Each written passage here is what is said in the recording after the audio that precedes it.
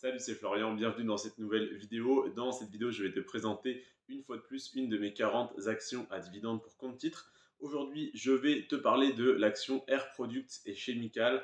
Je t'invite à te renseigner sur cette entreprise, sur les activités de cette entreprise, que ce soit sur Wikipédia ou sur Trade Republic, où tu as un descriptif très pratique de chaque entreprise dont je te parle. Parce que ça fait un petit peu long dans les vidéos, je m'en suis rendu compte, et donc je te laisse te renseigner sur les activités de l'entreprise. Je vais donc moi simplement te dévoiler les chiffres. On va commencer par la valorisation de l'entreprise et Air Products et Chemical est valorisé à 52 milliards de dollars, ce qui est énorme évidemment, mais ce qui est une petite capitalisation par rapport au reste de mon portefeuille qui est en moyenne valorisé à 200 milliards de dollars. Si on fait une moyenne entre toutes les actions de mon portefeuille, on obtient donc une moyenne à 198 milliards. Et là, Air Products et Chemical est valorisé à seulement 52 milliards, donc 4 fois moins que la moyenne de mon portefeuille. C'est donc une des plus petites entre guillemets entreprises de mon portefeuille, même si elle reste énorme par rapport à 99% des entreprises sur Terre. Ensuite, au niveau du chiffre d'affaires et du résultat net, c'est plutôt pas mal parce qu'on a une augmentation de 44% du chiffre d'affaires entre 2018 et 2022, à savoir sur les 4 dernières années, et une augmentation de 47% du résultat net, soit un tout petit peu plus que pour le chiffre d'affaires. Pareil, toujours sur 4 ans, ce qui fait à peu près 10% par an d'augmentation, ce qui est pas mal du tout. Ensuite, au niveau de la marge nette, on a la même marge nette que l'entreprise que je t'ai présentée hier et que celle d'avant-hier, à savoir 18% de marge nette, ce qui est donc dans la moyenne, ce qui est pas trop mal, évidemment, toujours, ça dépend toujours du secteur. Donc pour Air Products et Chemical, je trouve ça correct. Après, comme ils augmentent leur résultat net, leur chiffre d'affaires, ils augmentent leurs dividendes, en soi, c'est que c'est bien géré, c'est que la marge n'est ni trop faible ni trop élevée. Donc, ça ne me pose aucun souci, 18%, c'est très bien. Ensuite, au niveau de la croissance du cours de l'action, sur le cours de l'action Air Products et Chemical sur les 10 dernières années, on a eu plus 226%. Autrement dit, l'entreprise a fait plus que x3 sur les 10 dernières années, ce qui est une excellente performance en termes donc, de croissance de l'entreprise, de croissance plutôt du cours de l'action, donc de la valorisation de l'entreprise. C'est donc une très bonne nouvelle, mais c'est une très bonne nouvelle que si l'entreprise n'est pas surévaluée, parce que si l'entreprise double de valeur entre guillemets sur le marché, c'est-à-dire que l'action passe de 100 à 200 dollars, c'est bien, sauf si les bénéfices et le chiffre d'affaires et les bénéfices, donc les résultats nets, n'ont pas le résultat net, pardon, n'a pas augmenté. Là, en l'occurrence, le résultat net augmente, mais pas aussi vite que la croissance du cours de l'action.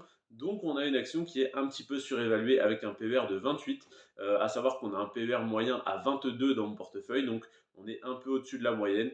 Pareil, ça dépend toujours du secteur. Mais globalement, 28, c'est un petit peu élevé, donc attention à ça. Voilà, on a eu une très belle croissance sur les 10 dernières années, qui est en très grande partie due à la croissance, à l'augmentation du chiffre d'affaires et du résultat net. Par contre, si on a donc autant de croissance, ça n'est pas que dû à ces indicateurs-là, mais également à l'appétence des investisseurs pour cette entreprise, à l'avidité des investisseurs, et donc ils ont fait monter le cours un petit peu haut. On a un PER un peu surévalué. Ça ne fait pas de cette entreprise une mauvaise entreprise, mais ça veut dire que c'est peut-être pas forcément le meilleur moment pour investir dessus. Personnellement, je ne tiens pas compte de ça dans mes investissements. J'investis la même somme en DCA tous les mois sur chacune des entreprises dont je te parle, à savoir 10 euros sur chacune, ce qui fait 500 euros investis par mois sur mon compte titre.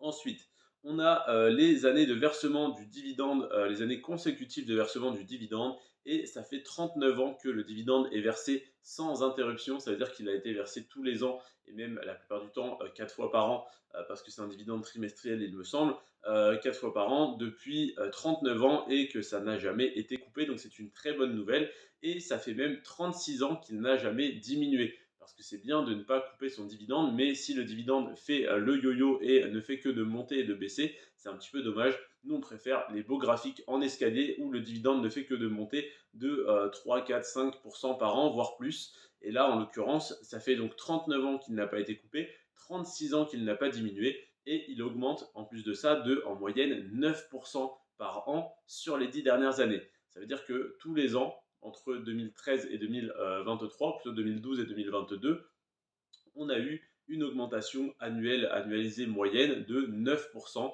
par an du dividende, ce qui est un excellent résultat. Alors, dans mon portefeuille, je sélectionne en partie les entreprises sur ce critère, c'est pour ça qu'il fait partie de mon tableau et que je te le présente. Donc, sur mon portefeuille, on a une croissance moyenne du dividende, une augmentation moyenne du dividende de 11% par an, donc en moyenne sur les 40 actions à dividende que je détiens. 9%, c'est donc en dessous, mais ça reste un très bon chiffre, ça reste une très très belle augmentation, une très belle performance qui permet de largement contrer l'inflation en temps normal. Là, on est un petit peu haut en ce moment, mais ça contre tout de même l'inflation, mais en temps normal, si on a une inflation à 2, 3, 4%, ce qui est déjà assez élevé, hein, 3-4% en soi, eh bien, si tu as un dividende qui augmente de 9% par an, non seulement en étant rentier avec ce type d'entreprise, tu ne perds pas de pouvoir d'achat, mais tu en gagnes tous les ans, sans du coup avoir à continuer de travailler si tu es rentier avec ce type de portefeuille. Et le dernier indicateur qui est très intéressant, hein, qui est primordial, c'est le rendement du dividende. Je le garde pour la fin parce que c'est la petite cerise sur le gâteau. Une fois qu'on a vu tous les indicateurs fondamentaux, j'en viens à la fin à te parler du dividende. On a un rendement sur Air Products et Chemical à 2,3%. Oui, une fois de plus, ça n'est pas un rendement très élevé, voilà, un pourcentage de rendement très élevé. Cependant, avec 9% d'augmentation par an, eh bien, en 6 à 7 années, tu vas avoir un dividende qui a doublé. Donc, en 7-8 ans, tu vas déjà être à 5% de rendement. Donc, je te laisse imaginer sur 15, 20, 30, 50 ans combien tu peux espérer gagner sur ce type d'entreprise. Évidemment, si le dividende est maintenu, qu'il continue d'augmenter à ce rythme, qu'il n'est jamais coupé ni diminué, etc. etc. Avec des si, on refait le monde, mais avec des si, on peut également se projeter dans le futur assez facilement. Et c'est important de le faire pour se rendre compte qu'en fait, 2,3% de rendement à l'heure actuelle, ça n'est pas problématique, ça n'est pas trop faible quand on a un dividende qui augmente rapidement. En effet, un dividende qui aurait un rendement de 0,4% et qui augmente son dividende de 3% par an, eh bien, il va falloir attendre une bonne cinquantaine d'années avant de toucher des gros dividendes. Mais là, sur 2,3% qui augmente de 9% par an, ça peut aller très très vite. Et ça va aller très très vite si ça continue en tout cas avec ces mêmes résultats. Voilà donc pour l'analyse de l'action Air Products et Chemical. Hier, je t'ai présenté Automatic Data Processing et demain, je te présenterai TSMC. Je te laisse aller te renseigner en avance sur l'entreprise TSMC que je te présenterai donc demain à 17h comme tous les jours quand je ne suis pas en retard sur le planning des vidéos. Je te remercie en tout cas d'avoir regardé celle-ci jusqu'à la fin. C'était Florian, c'était un plaisir de te la faire. Sur ce, prends soin de toi et de tes finances et à demain 17h. Ciao.